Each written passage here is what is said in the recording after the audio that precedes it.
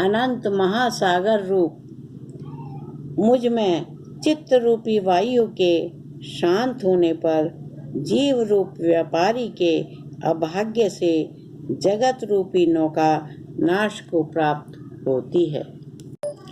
जनक कहते हैं, आत्मा रूपी समुद्र तो शांत है, निर्मल है, क्षोभ रहित है, निर्दोष है, निर्विकार है। यदि चित्त रूपी वायु न चले तो उसमें लहरें उठेंगी ही नहीं। यह चित्त ही उस शांत समुद्र को तरंगित करता है। वही लहरें हैं, चित्त की वृत्तियों से ही लहरें उठती हैं।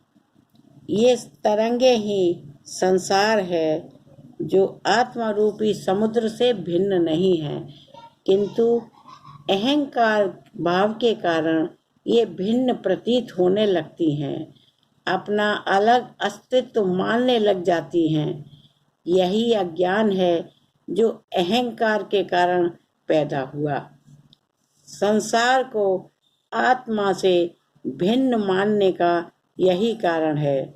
अपने को आत्मा से भिन्न, अकेला, स्वतंत्र मानने के कारण ही काम, क्रोध, लोभ, मोह आदि अनेक वृत्तियां बढ़ती हैं।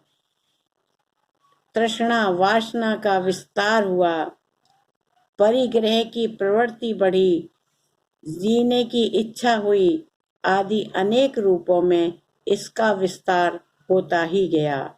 मनुष्य अपने ही बनाए हुए माया जाल में उलझ गया।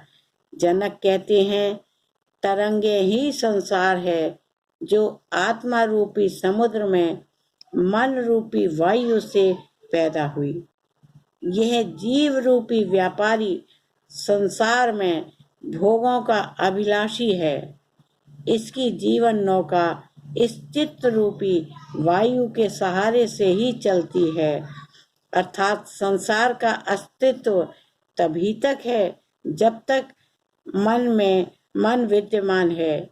यदि यह मन रूपी वायु अधिक तेज हो जाती है, विषय वासनाएं, अहंकार, लोभ आदि बहुत बढ़ जाते हैं, तो संसार में अत्याचार, अनाचार, दुराचार, वैमनस्य, घृणा, हिंसा आदि इतनी बढ़ जाती है, यह संसार रूपी नौका डूबने लगती है।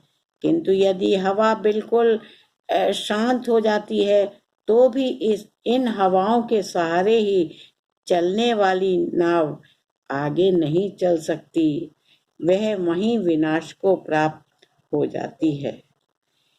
कहा गया है, दर्द भी होता रहे, होती रहे फरियाद भी, मर्ज भी कायम रहे, जिंदा रहे बीमार भी। हरि ओम तत्सत, हरि ओम तत्सत। धन्यवाद।